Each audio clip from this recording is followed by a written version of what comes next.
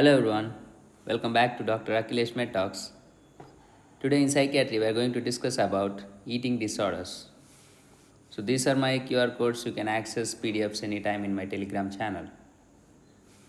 So eating disorders, let's first focus on the definition.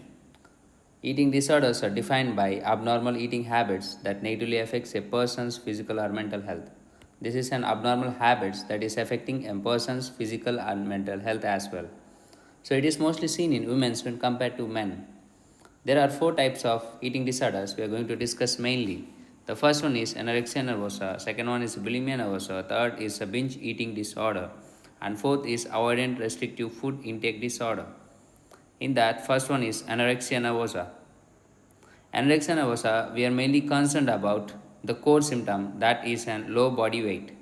It should be less than or equal to 18.5 in adults. Okay, these people are having a distorted views of body weight and shape, and they're also having an intense fear of weight gain as well. And this anorexia nervosa is typically seen in adolescents, and these people are associated in mainly in exercising activities kind of gymnastics and ballet dance. Okay, on physical examinations, whenever a person walk into an OPD, we can see a person is very thin and weak abnormally. This term is known as emaciation. It is seen in the questions when a USMLE questions you answer. You're going to see this term. Please try to remember this. So, as there was a nutritional deficiency in the patient is not having her food, enough food. She is already thin, already weak. She is still not having her food, so she will be having a nutritional deficiencies as well. So, after developing a nutritional deficiencies, you can see other findings like an bradycardia, hypotension, hypothermia, hair loss, dry skin, and lanugo as well. Lanugo means, I hope everyone knows it. It is an fine body hair and downy hair as well. And mainly amenorrhea. Amenorrhea is common in bulimia nervosa and anorexia nervosa, but this is not required for diagnosis. The main thing required for diagnosis is a core symptom, that is low body weight. It is BMI less than 18.5. There are two subtypes mainly in anorexia nervosa. The first one is restricting subtype and second one is binge purge subtype. In restricting subtype, in name itself, there was a restriction. Means they are restricting, they are dieting, they are fasting. Okay, without any binge eating or else without any purging. Okay, there was no vomiting in this patient. They are not eating much food. They are avoidant of all the foods. They are restricting the foods. Okay, these symptoms should last for 3 months. And the second type is a binge or purge subtype.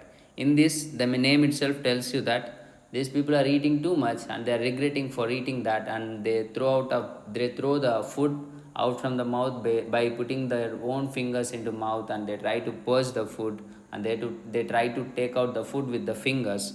By that, they will be having some findings because they are self-inducing the vomiting in binge purge subtype.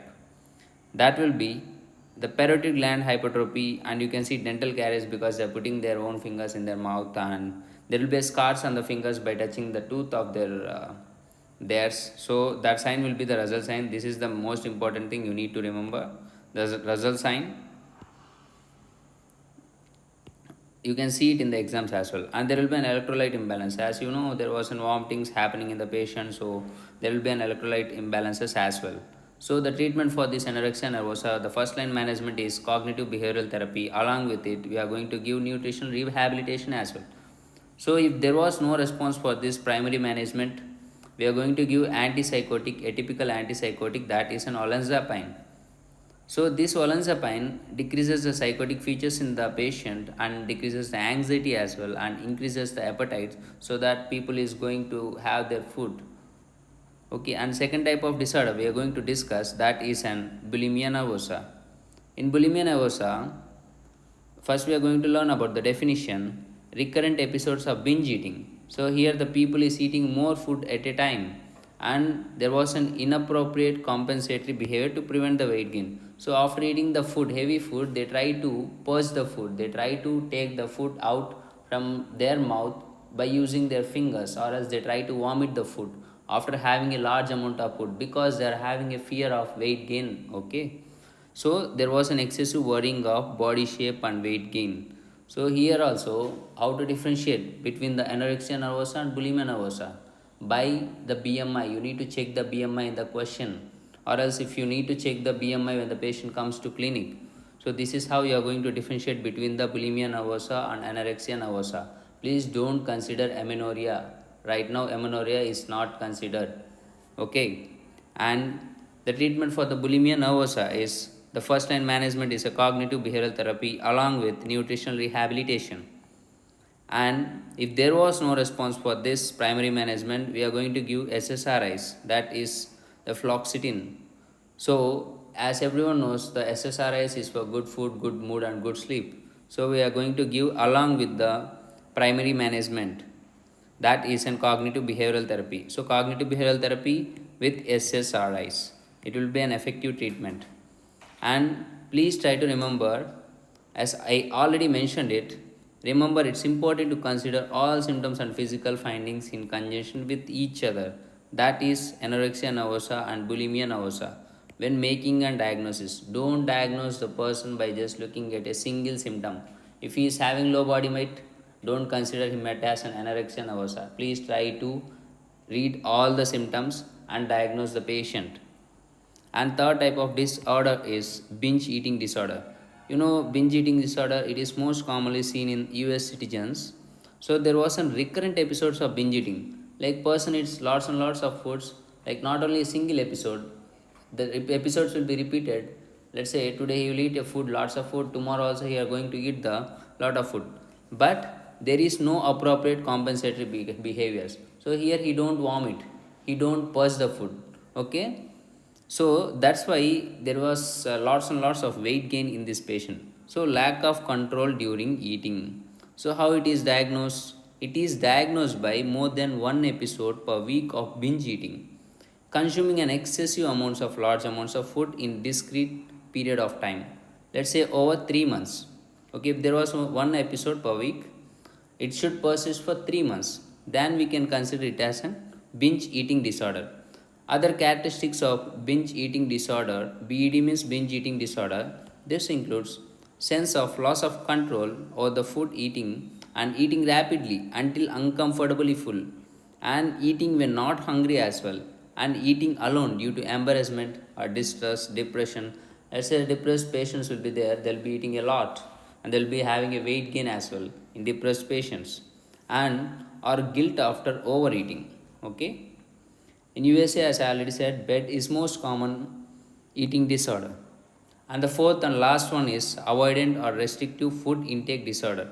Here, a person or patient try to avoid the particular type of food because he don't like the smell or he don't like the taste.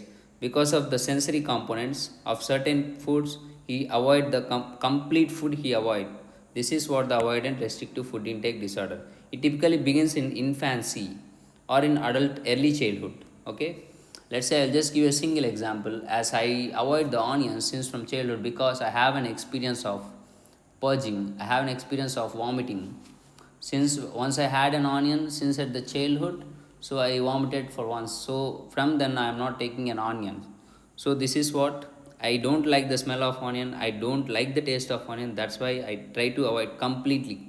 So this is what the avoidant restrictive food intake disorder mean. So there was one more one more word, that is an pica. Pica is eating a non-nutrition or non-food substances. What does this mean?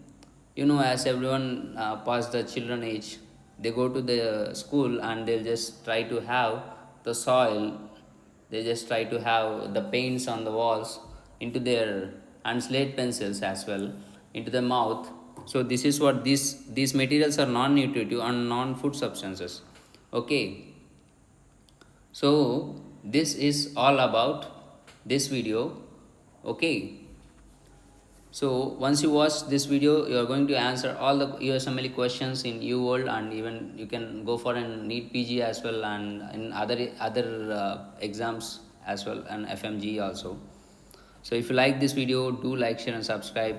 And if you have any questions, do comment on the comment section below. I'm going to respond for it, I'm going to answer it, and I'm going to explain the doubt what you have. So thanks for watching this video. I hope you like this video. I'm going to come up with a good interactive sessions in coming days.